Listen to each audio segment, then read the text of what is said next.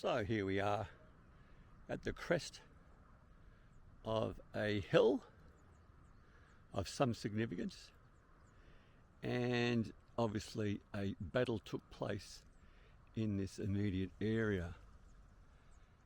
From this memorial and flag post we can see that it does have very much a commanding sort of view of the whole valley.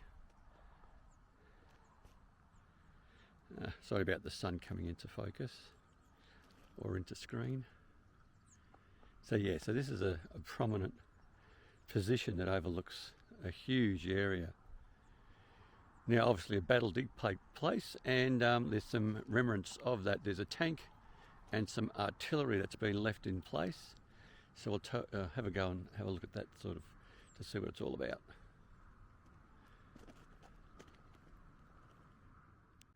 So this is the artillery piece that they've got. I'll only assume that this was actually put here in place during the actual battle.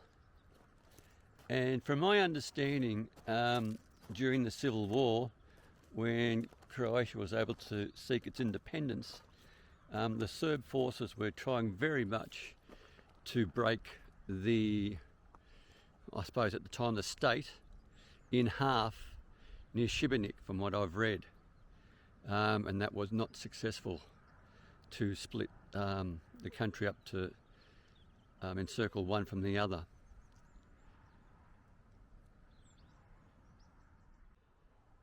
The other thing I've discovered is there's a lot of towns around here that were severely, and I mean severely, traumatised by war, both the people as well as the township itself, as in buildings, anything of historical structures. They were blown to bits. They have been able to rebuild, and sometimes it's just not cost effective, especially for the private owners of their properties that got blown up, to rebuild. And thus when we come through some of the towns, especially in this area where there obviously was some heavy fighting, you'll see a lot of old abandoned houses, schools, buildings, even factories that I've also seen and been to, where it's not been cost effective to continue, or the need for that sort of service from that factory is no longer wanted. So this gives you a bit of an idea. Now here's a memorial to this chap who unfortunately did pass away in this location during the fighting. So they've put a bit of a memorial for him, which is great. So it really is history in the exact spot where things had actually occurred. This is not the first place I've come across where they've got some sort of artillery or a tank in relation to it's not really a tourist location, as in more of a memorial and a reminder, not only for the people here, I guess, but for anyone that with these conflicts and wars, unfortunately people do die. And unfortunately what I find hard to fathom that is that more civilians die than actual soldiers. And even in today's current climate of conflicts and war, some nations know how to profit from it and are able to maintain hostilities around the world. I think the days of fighting for humanity and for human rights, civil rights, are no longer something that we do. Often, indirectly, it's for another country's national resources, and to profit from that military industrial complex that some countries strive for and generate. So here we have a tank, and Let's have a look at this one. The tops of them are open.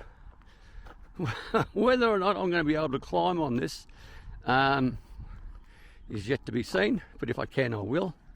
And you can probably see in the distance the road and the traffic. At the moment, we've just come up to 8 a.m. and just a reminder for some, I do get up very, very early, and I do like to get out and about at the start of the day, so I get a longer day. So this is just a quick little look of this tank.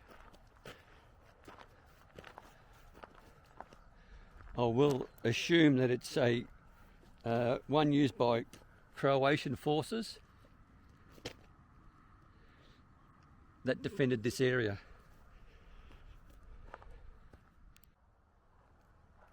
It does really stand out in the landmark, this tank. It has been graffitied, and you can tell that someone's come around and touched it up with the green paint to get the graffiti off. Why people do it, I don't know. It is a bit strange. I think if the kids realised what actually happened here, who did the graffiti, they'd have second thoughts of doing anything silly. Okay, let's see if I can climb on board and let's see what happens. So here I am on top.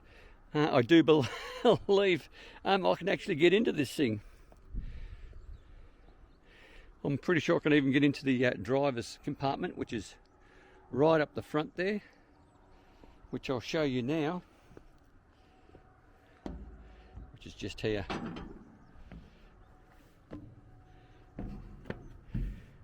So there you go. All right, I'll jump in, get a 360 of where I'm sitting and tell you whatever I see. So here we are inside the turret. All the gauges and levels appear to be all intact, so which is quite interesting. That front area is where the driver sits. But yeah, everything seems to be here, or a good percentage of it all is. Now everything is in Russian, I'd imagine. One has to remember that Yugoslavia was a communist country, so any weapons that Croatia might have had, or Serbia might have had, or any other state, are most likely going to be Russian. So this is where they kept their projectiles. I didn't realise how many projectiles I could actually keep, so there's a fair few there that it could carry. But yeah, everything seems to be pretty much intact to a degree that I would have thought it got stripped out more. The engine compartment.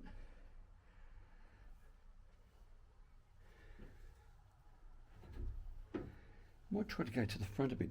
So this is where I think the loader would probably be on this side to load up.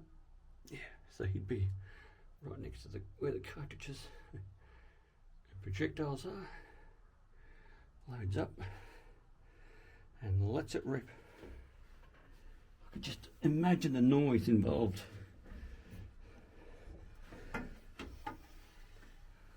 They are cramped conditions. You do not want to be a large passenger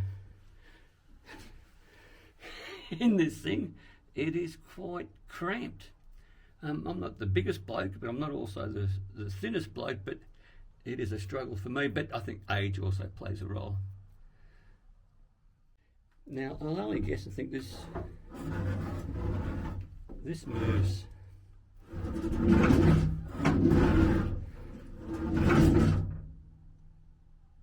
the angle of the I'm not sure.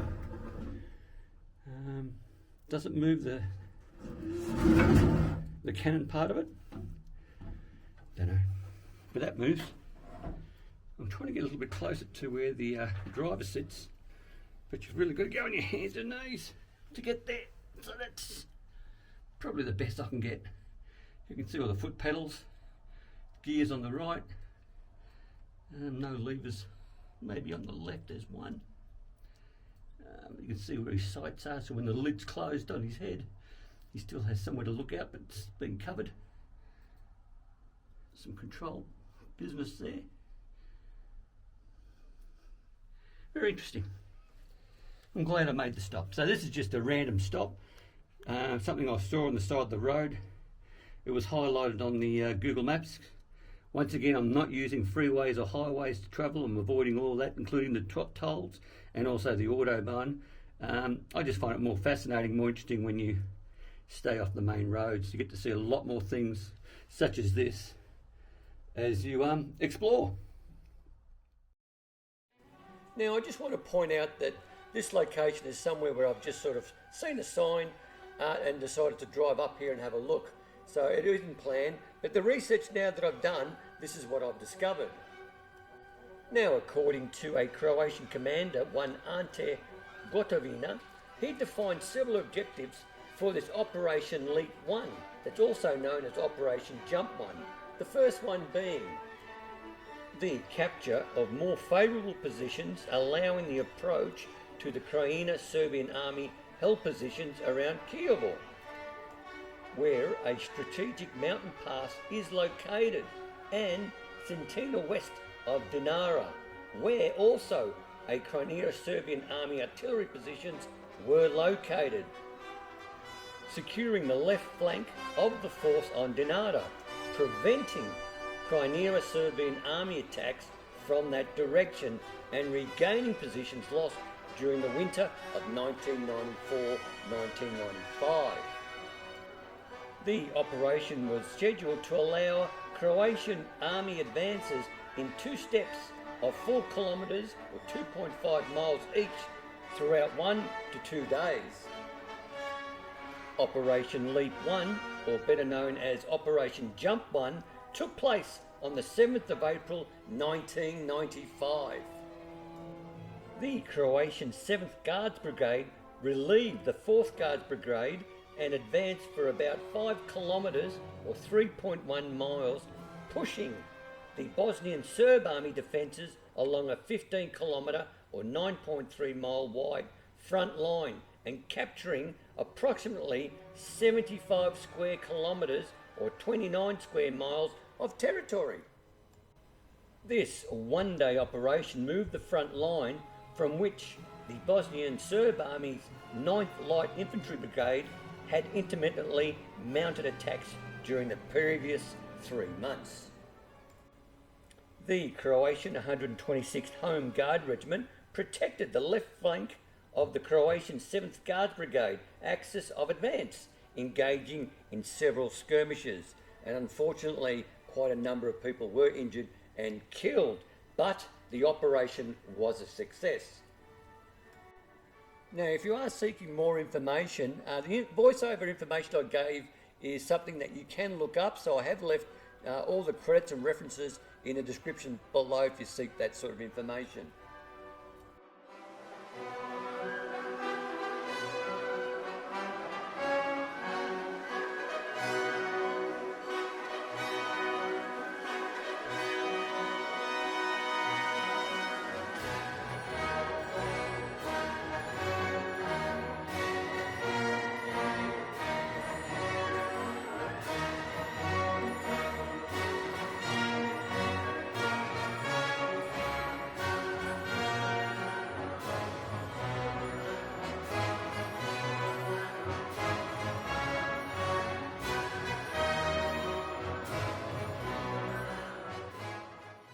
Now, just finally, I was able to find a couple of military maps in relation to the skirmish or the Operation Leap 1 or Jump 1, and it is quite detailed. So if you want to press pause when they pop up, by all means do so.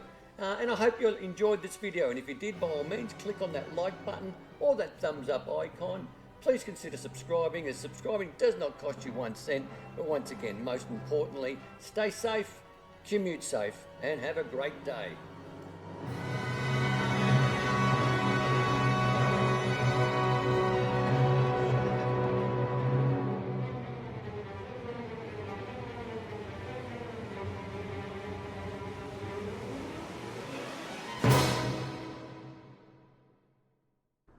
So we'll continue on with our journey travelling around and exploring things. There's a particular place I want to go to, and I hope you enjoyed this quick little stopover at this battlefield, I guess.